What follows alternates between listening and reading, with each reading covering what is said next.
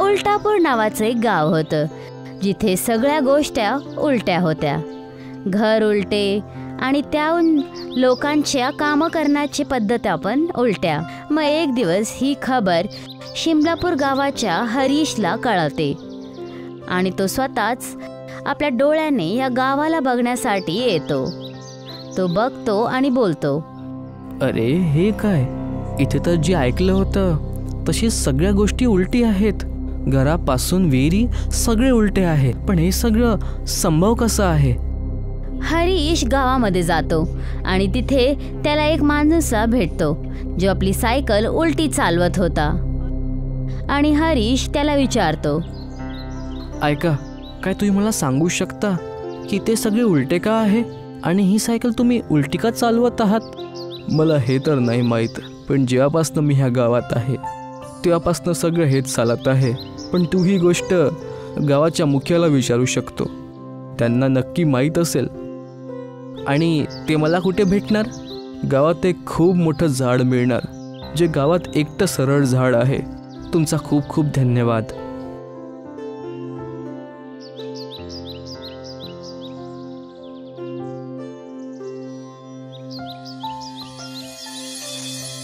तिथून हरीश त्या झाडाकडे जाऊन पोचतो, जिथे गावाचा मुखिया उभा राहतो. हरीश त्यांच्याकडे जाऊन त्यांना विचारायला लागला, काय तुम्ही मला सांगू शकता की इथे घर, विहिरी, झाड सगळे उलटे का आहे आणि फक्त हा एक झाड सरळ का आहे? बाळा, तो कुठनं आला आहे आणि तुला हे का माहीत करायचं आहे? मी शिमलापूर गावाचा आहे. मी ऐकलं होतं की इथे सगळ्या गोष्टी उलटी आहेत, तर मी बघायला स्वतः येऊन गेलो. आणि जेव्हा मी सगळ्या गोष्टींना आपल्या डोळ्यांनी बघितलं आहे, तर मला फक्त जाणायचं आहे की इथे सगळ्या गोष्टी अशा का आहेत. मग मी गाव जाऊन सगळ्या गोष्टी लिहून त्याला गावात वाटून टाकेल.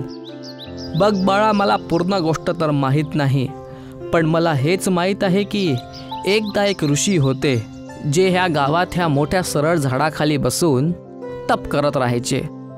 आणि काही कारणानं त्यांना ह्या गावाला श्राप देऊन दिला, ज्यामुळे ह्या गावातल्या सगळ्या गोष्टी ह्या प्रकारे उलट्या होऊन गेल्या.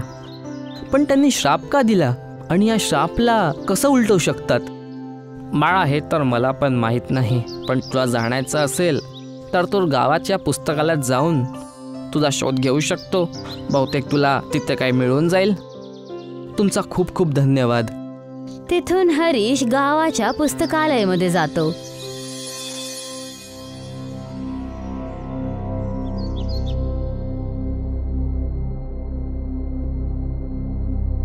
जिथे खूप सगळ्या पुस्तकांची लिखाई उलटी होते.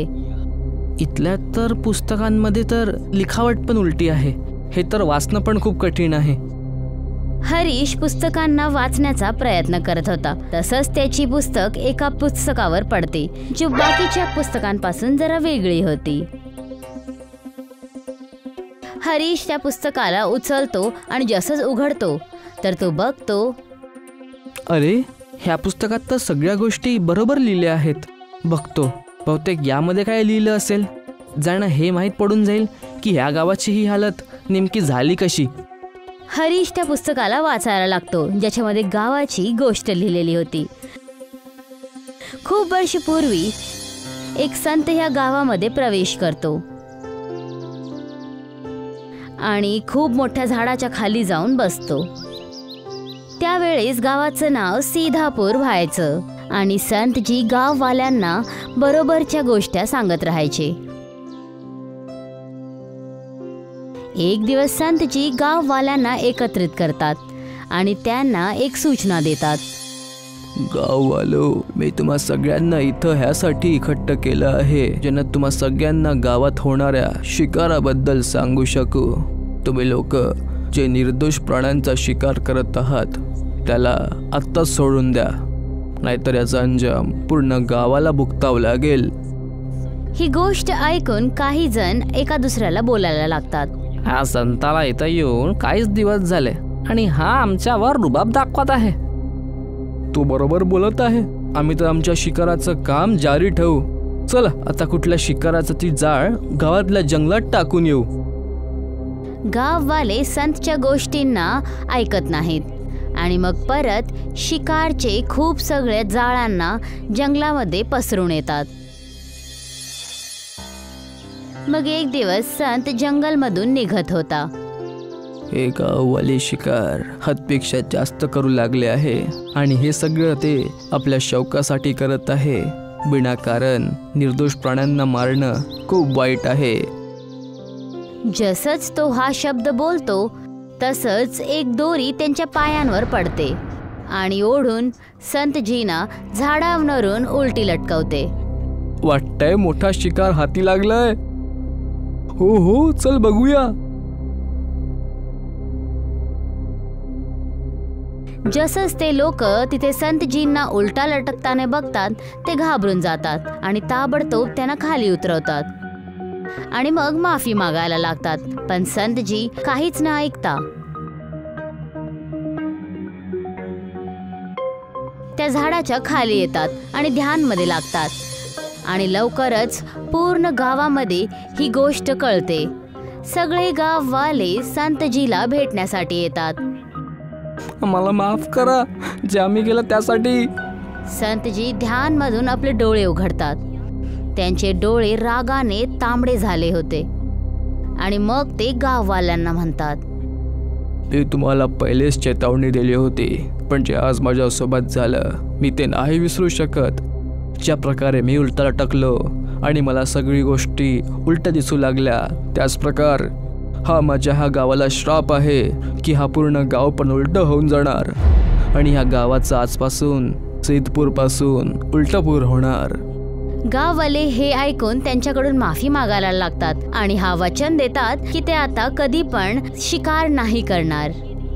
हे बघून संतजींना त्यांच्यावर तरस येतं आणि ते त्यांना सांगतात, एक दिवस येईल जेव्हा एक नेक माणूस जो तुमच्या परिस्थितीवर तरस खाईल आणि तुमची मदत करायचा प्रयत्न करेल.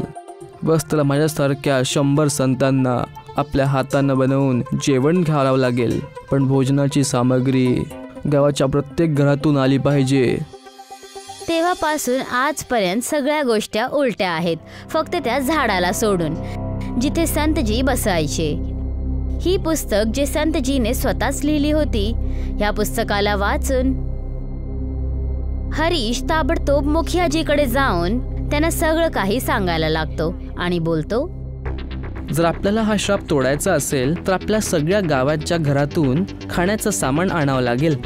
हे तू बरोबर बोलत आहे. मी आजच सगळ्या गाववाल्यांना जमा करतो आणि ह्या सगळ्या गोष्टी सांगतो. पर तो व्यक्ती आहे कोण जो आमची मदत करायचा प्रयत्न करतोय, ज्याला आमची मदत करायची आहे? मुखियाजी, तो कोणी अजून नाही, मीच आहे. जेव्हापासनं मी आलोय तेव्हापासनं तुमच्या परिस्थितीवर मला तरस येतोय आणि मला तर बस तुमच्या मदत करायचा कुठला उपाय शोधत होतो आणि मग मला ते पुस्तक मिळालं. खूप खूप धन्यवाद तुझा बेटा. मुखिया सगळ्या गाववाल्यांना एकत्रित करतो आणि सगळी गोष्ट त्यांना एकदा सांगायला लागतो आणि मग गाववाले बोलतात, आम्ही सगळ्या गोष्टी करायला तयार आहे. आम्हाला शापाशी मुक्त व्हायचं आहे. हरीश, तू फक्त जेवण बनवशील. आम्ही सगळे गाववाले गावातल्या सगळ्या घरातून जेवणाचं सामान तुला आणून देऊ. जी ठीक आहे, तर मग मी 100 संतांसाठी स्वतः जेवण बनवणार आणि ह्या गावाला ह्या उलट होणाऱ्या शापापासून मुक्त करणार. गावच्या प्रत्येक घरातून काही ना काही सामान येतं आणि सगळ्यांना एकत्रित करून हरीश संतांसाठी जेवण बनवतो. दुसऱ्या दिवशी गाववाले 100 संतांना बोलवतात जेवणासाठी. जेवण जेवल्यानंतर त्यामधला एक संत मुखियाजीला विचारतो, काय झालं मुखिया? अचानक आमच्या सगळ्यांसाठी ही दावत कसली? काही वर्षा अगोदर एका संताने ह्या गावाला श्राप दिला होता की या गावाच्या सगळ्या गोष्टी उलट्या होऊन जाय, मग ते घर असो की झाड, मग किंवा विहीर. आणि त्यांनी म्हटलं होतं की ह्या सगळ्या गोष्टी ठीक तेव्हाच होणार जेव्हा एक नेक माणूस आमच्या ह्या दशाला बघून आमच्यावर तरस खाईल आणि तो 100 संतांना आपल्या हातानं बनवून जेवण चारणार आणि जेवणाचं सामान गावातल्या प्रत्येक घरातून यायला हवं. संत हरीशला आपल्याकडे बोलवतात. हरीश बाळा, तू जे हे गावासाठी केलंयस त्यांना आम्ही सगळे खूप प्रसन्न आहोत. जर हे गाव ह्या शापातून मुक्त झालं आहे तर याचा श्रेय फक्त आणि फक्त तुला जातो. संतजी, हा माझा कर्तव्य आहे की मी लोकांसाठी चांगलं करू. सदा खुश रहा बाळा.